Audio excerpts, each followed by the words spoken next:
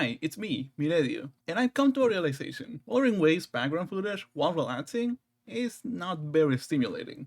It's not very colorful, it can get repetitive, my main team doesn't have enough boobies, I have several limited resonators so my liberation animations aren't that eye-catching, it exposes my huge skill issue, and in an era where attention spans are shorter than my wife, it's just not gonna cut it, you know? But at the same time, I'd rather terminate my channel than use ADHD intensive footage like Subway Surfers. So, in the name of giving you the best viewing experience possible, I made the decision to switch my background footage from now on to, drumroll please,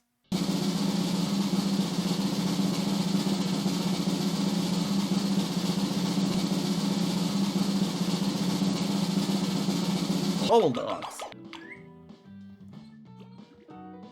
Exhilarating. Anyways, let's actually get on with the video. Content! The magic word that everything in life revolves around. Developing content takes time, and that time is usually much more than it takes to consume it afterwards.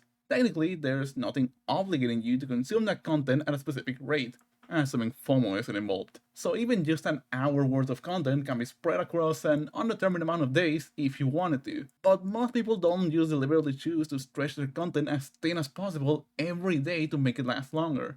And people like me like to consume it as fast as possible, which in turn obviously makes it run out almost instantly. When content runs out and the next significant update is a long time away, we say the game is in a content drought. And even though players like me might rush ourselves into the drought, if the game isn't fast enough at producing more content, even the slowest player will eventually run it out and enter the drought. And when you have a game with a big fan base and most of it is left in a content drought, things get really ugly. But again, development takes time. Devs can't just magically spawn an entire update out of their ass, at least not yet. So you think there's no way in which the developers can keep up with the players, which is mostly true. You can't make content that will last players longer than it takes to develop, unless that content isn't finite. Technically, infinite content is impossible, since no device on Earth can store an infinite amount of data to begin with, but in more practical terms, you don't need it to truly be infinite, you merely need it to feel like it is. Think of a game like tic-tac-toe. The amount of possible games is finite, and yet, realistically, you could never possibly play every single combination. However, due to its simplicity, many games will ultimately feel samey. So maybe a game like chess. Once again, the possibilities are finite, but you'll realistically barely, if ever, have two games that feel identical to one another. And for that matter, if you do, it's because they ended quickly and you can play a different one right after. Now, obviously, the reason why tic-tac-toe or chess are practically infinite is not because the game itself is, but because the amount of ways it can be played is. And the way both of them achieve this is by having another player. Your opponent makes sure that every game feels different, because every opponent is different. This is also why fighting games are practically infinite. You'll never realistically experience every match possible, because every opponent and every match with that opponent is different. It's also why MMOs and social games used to be so popular. No matter how long you play, there's always somebody new to meet and a new story to be told. However, all that relies on you having somebody else to play with so they can keep things interesting, which means your content is limited by your social life, or how much you're willing to bear with matchmaking. Either way, it's not a good option for a gacha player. But if you want to create infinite content without having to rely on another player, you can replace players as a source of variety with machines, more specifically a random number generator, RNG. RNG is the easiest way to make even the simplest thing be theoretically infinite.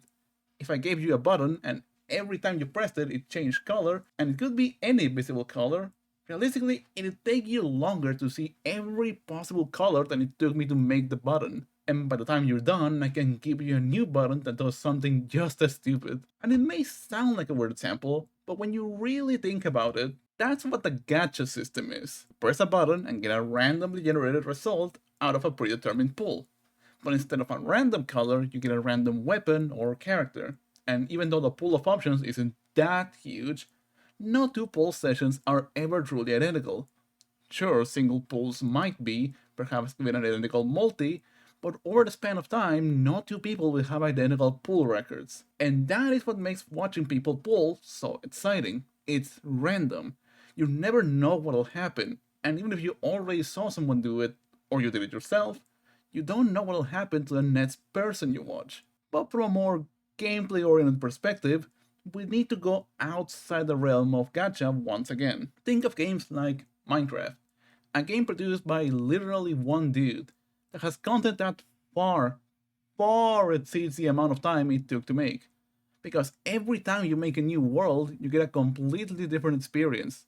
Or even a much simpler game like Tetris, that to this day nobody has beaten, and there's an active scene of people trying to do so. What I'm trying to say is that although infinite content isn't possible, what is possible is creating content that feels infinite to the player, or said more appropriately, content that is infinitely replayable. It's impossible to make one singular piece of content that'll last a player longer than it took to make, at least not without just making an intentionally shit product. However, if the player can then experience the same piece of content over and over and over again without feeling like they've done it all, then you have content that the player can enjoy indefinitely. But just because a player can do something infinitely, that does not mean they'd want to. Part of that is obviously just fatigue, since even without seeing every possibility, you may have seen enough of them to be satisfied. But the other part of that is what that content is, relative to why people play your game. A easy example of this is in Genshin Impact,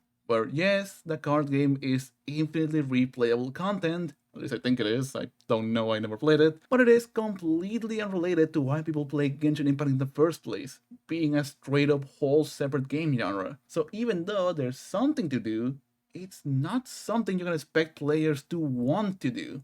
Some will, and it's fine to have stuff like that, but if you have some people starving for meat and you try to feed them vegetables, it shouldn't come as a surprise that they'll be less receptive than, say, if they weren't starving for meat and you gave them vegetables on the side. Most will not eat the vegetables, but they don't have to. They have meat and that's all you need to give them. Anything else you do will be seen as a harmless extra. I mean, there's always the one asshole, but just don't worry about them. Let's get back to Wuthering Waves. As of writing this, there's still a few weeks left in 1.1, and I myself have been in a content drought since the second day, which is normal, but due to the update cycle being 7 weeks, a lot of people have and will inevitably join me. If not in this update, then the next one, which is said to be even more barren, by the way. Running out of content is normal, but it also really fucking sucks if you actually like the game you're playing.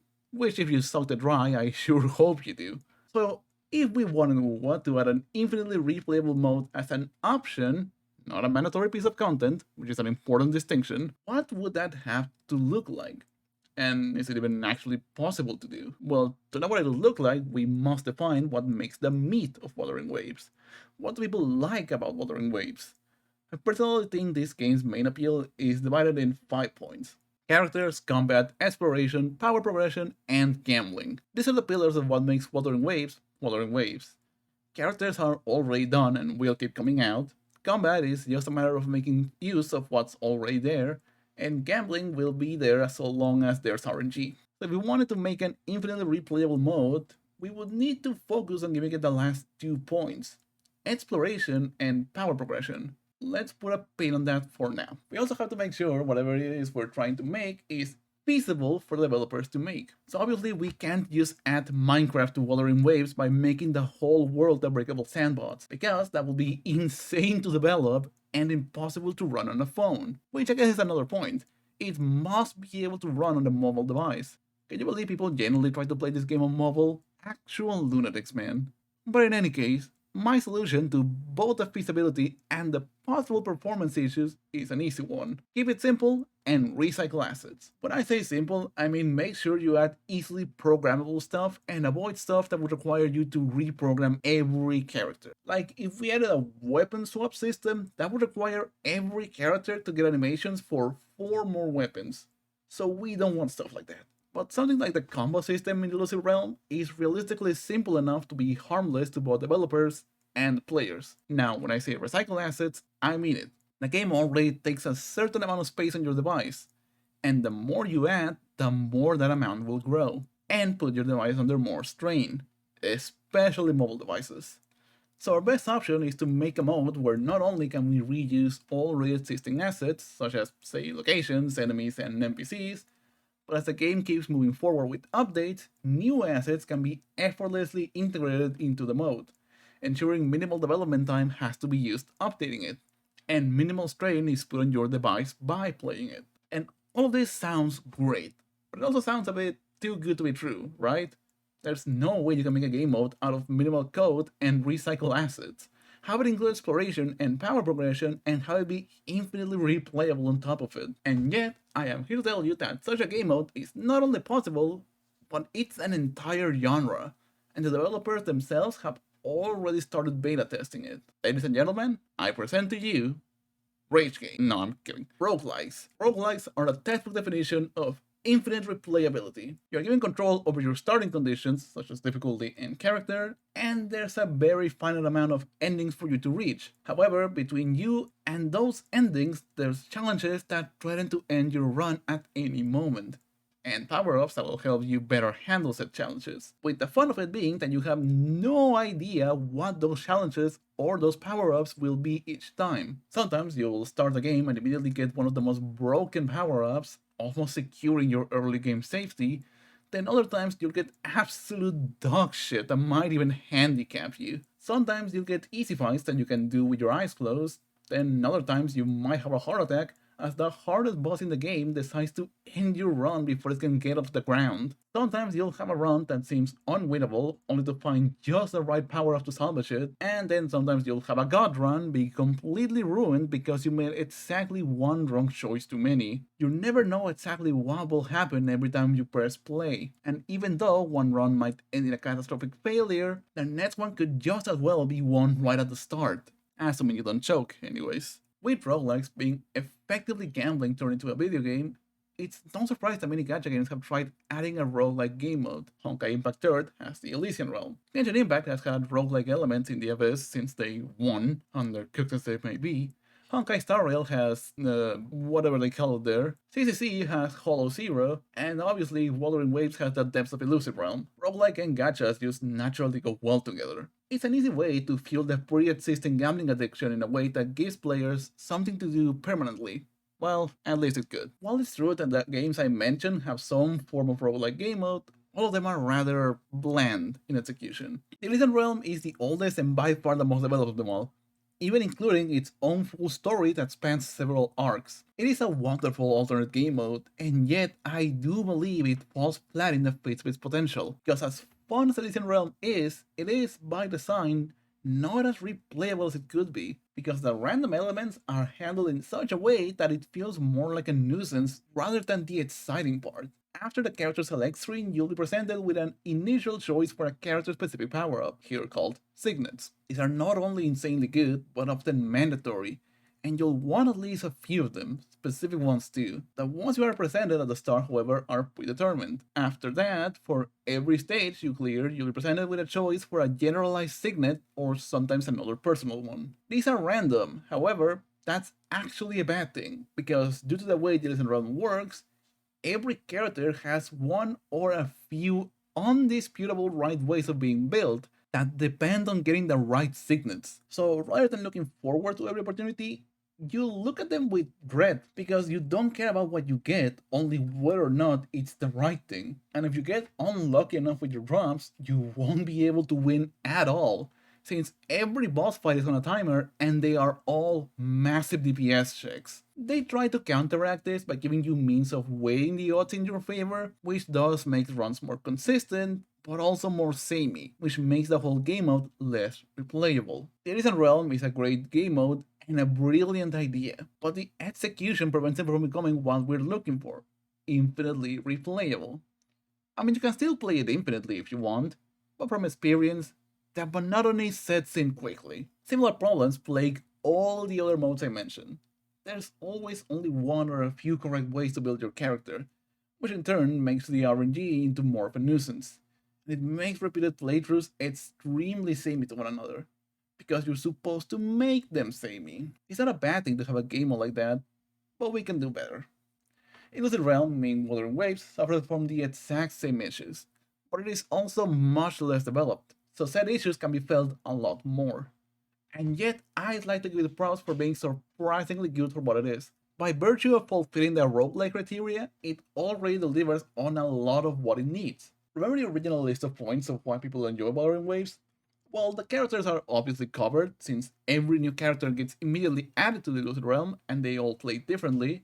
As you progress through every stage, you gain power-ups, fulfilling the need for power progression, and of course, as a roguelike, it does involve gambling. Now, besides those, which we could almost take for granted, the combat, although limited to one character, is present in the Illusive realm. And perhaps the most impressive one is the exploration. Being an open world game is what made both Genshin and now Wuthering Waves stand out so much from any other gacha on the market. So this is honestly a more important point than you might think. In Illusive Realm, every stage is small and surrounded by invisible walls, removing the sense of an open world. However, in spite of that, there is something to explore for. Rocks. In most stages, rocks can spawn around the edges of the map.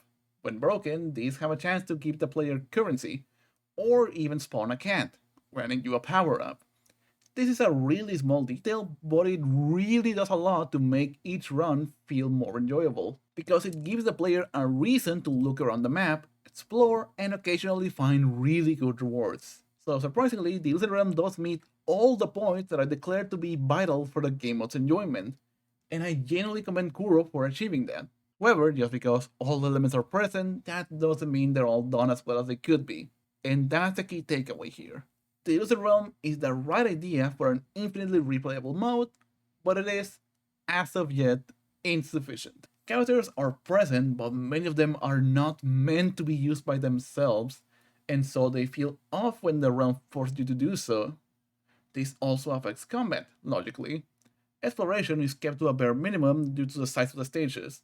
Power progression is there, but due to most of it being done through raw numbers, it doesn't feel all too different between runs, since it's just a difference in the speed at which things die, not the way in which things die. And gambling, once again, is butchered by both the lackluster amount of choices and the fact that there are objectively correct ones, meaning you are left frustrated when you don't get them, rather than rewarded when you do. It's a really good second showing for the mode, but it's far from its full potential. And I do genuinely believe that Kuro can take this silly little idea for a mode and polish it into an infinitely replayable game mode for dirt cheap. But how, you may ask? Well, it's all thanks to the game that inspired me to make this video. Risk of Rain 2. Risk of Rain is a very fun game, and it is also a very simple game, most of the time. Compared to a game like The Binding of Isaac or Enter the Gungeon, both of which have a ludicrous amount of items, Risk of Rain has a rather modest amount, prioritizing player power progression through item repetition. Risk of Rain also has relatively few enemies and bosses, but we'll come back to why that's fun in a moment. But really, the reason why this game feels like a perfect choice to base a game mode in Wuwa off of is because of its open area structure. It's not quite open world, but areas are so large that they honestly feel like they are at the start. And that's the main appeal of this idea to me. Instead of using the admittedly good-looking pre-made areas of the Illusive realm, Kuro could reuse individual areas of the map, instance them, and make them stages. This would open the possibility for a true sense of exploration, and since the map is obviously going to keep getting updates, more areas could be added to the mode as time goes on. All, again, for cheap to Kuro, since they're saving money by not making an area from scratch. But obviously, you need something to do in those areas. So what exactly do you do in Risk of Rain? Well, for the sake of not spending too long talking about the game, I'll simplify it as much as I can. There's 3 things to do in every stage of Risk of Rain: explore, forage, and fight. Exploring is necessary as you can only move on to the next stage once you find the exit to the current one. Sometimes it'll be next to your spawn, and others it'll be on the other side of the stage. Even if you find it immediately though, the game discourages you from leaving right away, because you still need to forage through the stage to acquire items and power up. There's many different ways in which you can find items, but all of them involve you looking around the map for them. Lastly, the game keeps you on your toes by spawning enemies constantly. Enemies will spawn within a certain area around the player. If the player is too far away, a part of the map won't spawn any more enemies in it. But enemies that are already there will remain there. This means you're heavily encouraged to take them out to stop them from overrunning you. And just in case that wasn't enough, they're also one of the few and the best way you can acquire money in the game. Money that you need because items tend to come with a cost attached. And at the end of the stage, when you want to leave, the gate is protected by a boss. And it needs to charge up before you can use it. And it'll only charge if you stay near it, aka near the boss, to punish you for running away. And also, enemies will not stop spawning, even as you fight the boss. So generally speaking, the way every stage will go is as follows.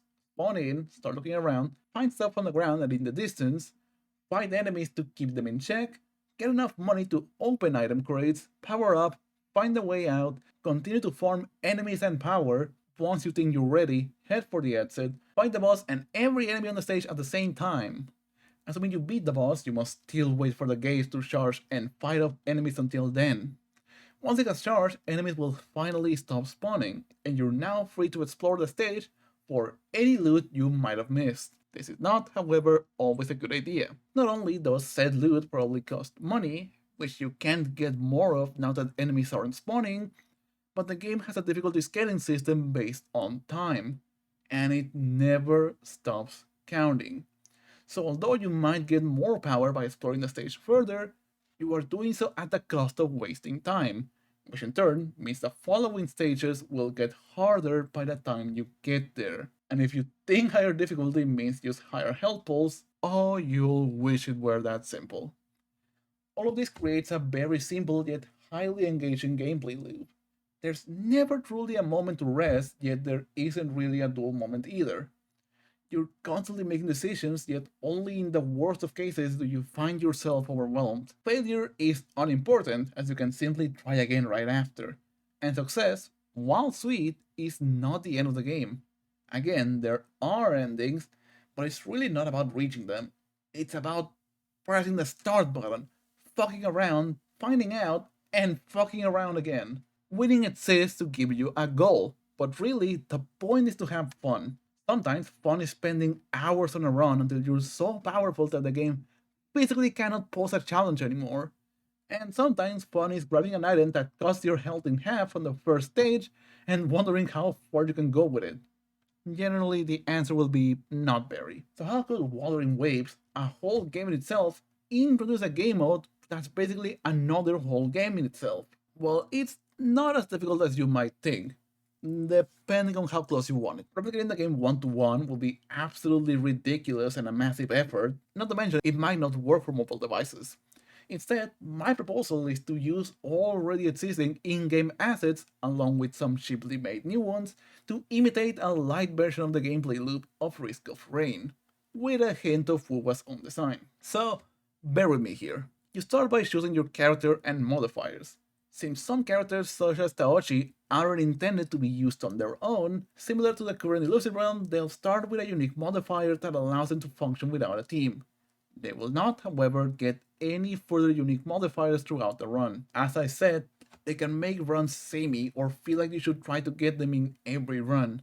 So characters should start with modifiers to secure their base functionality, but beyond that, power should be acquired through generalized items. Once the game starts, you'll be put in one of 4 areas of the map. These areas will be delimited by an invisible wall since we're trying to be cheap. These will be the beginner areas, and they'll serve the purpose of early game stages. While in this mode, all collectible and enemies normally found in the area will be unloaded to make it into a blank slate. In their place, random breakables, interactables, puzzles, and groups of enemies will be generated around the zone. This is much less chaotic than the infinite enemies of Risk of Rain, but that's on purpose. I'm not sure spawning infinite enemies will be a great idea in a mobile game, so we'll settle for this. Breaking breakables and defeating enemies will grant the player with currency.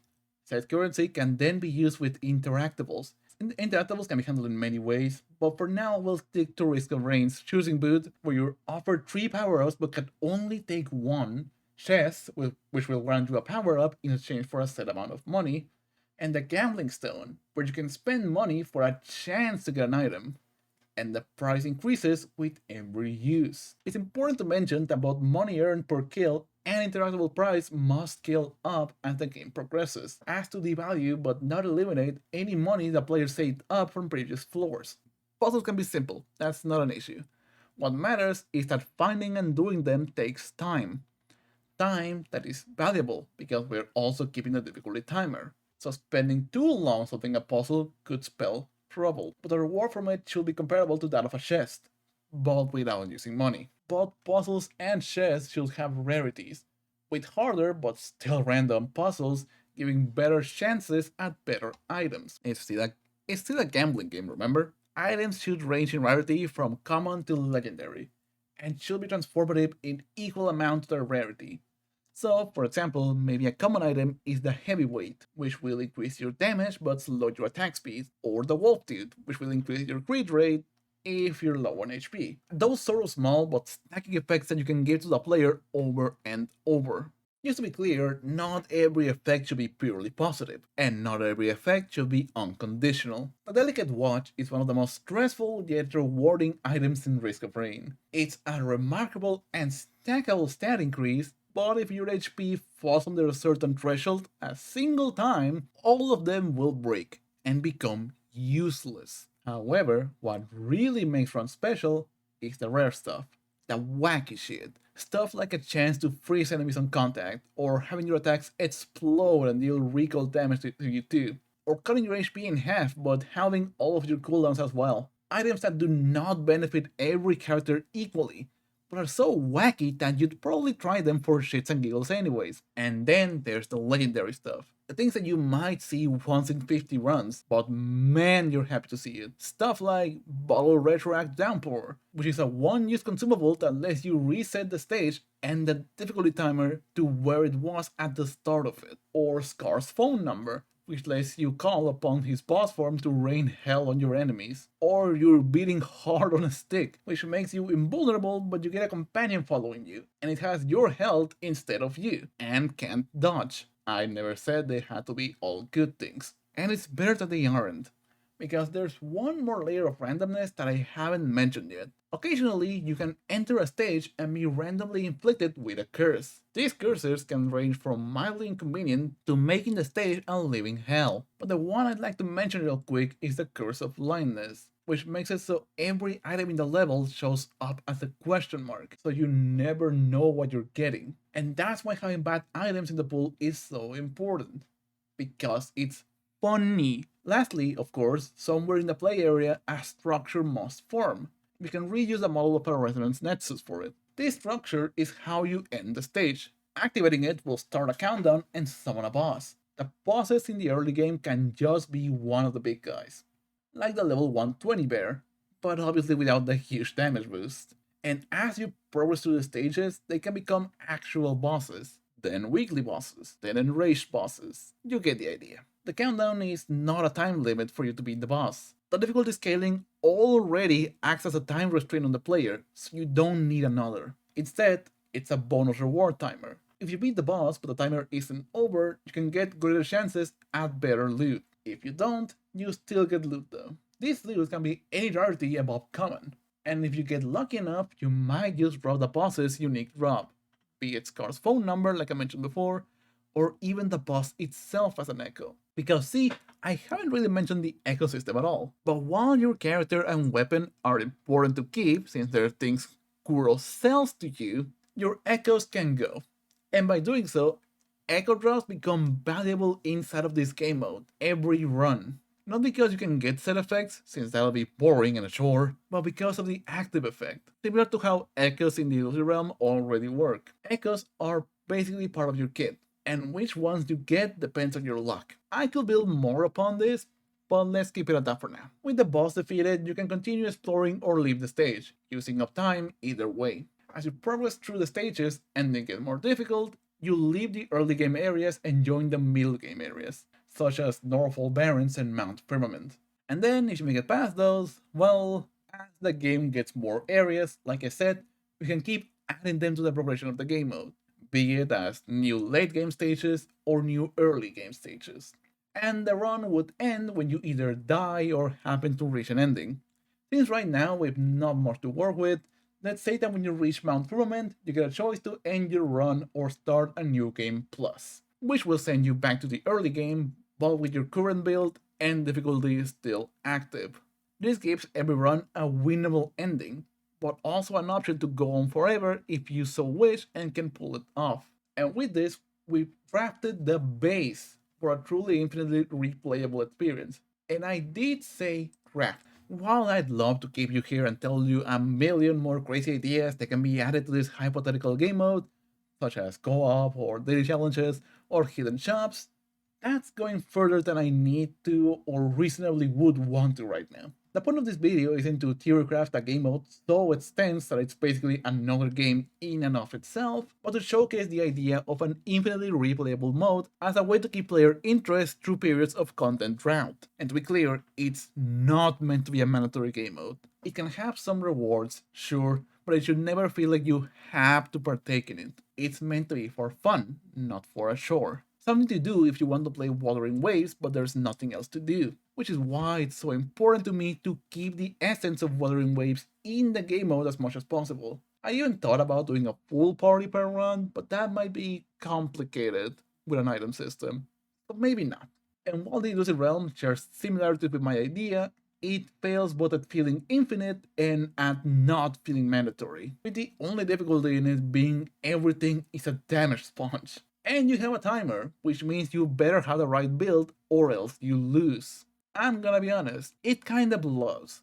So while I don't think my idea is realistically going to happen, at least not anytime soon, I do hope that I could get across that infinite replayability is not that difficult to achieve.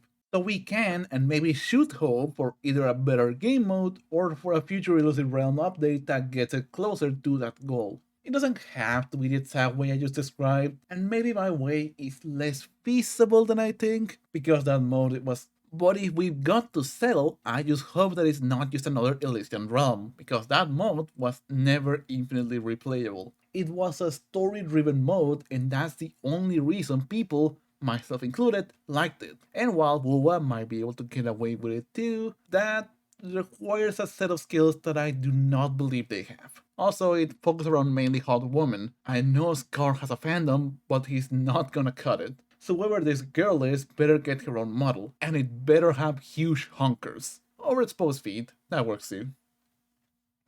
And that's the end of this video. It was a bit ramblier than I intended, but hopefully I got the ideas across fine still. I know after the last video I said I would upload more now that the content drought is in full force, and I intended to follow through on that, but I had a video I wanted to do first, and it may have gotten a little bit out of hand.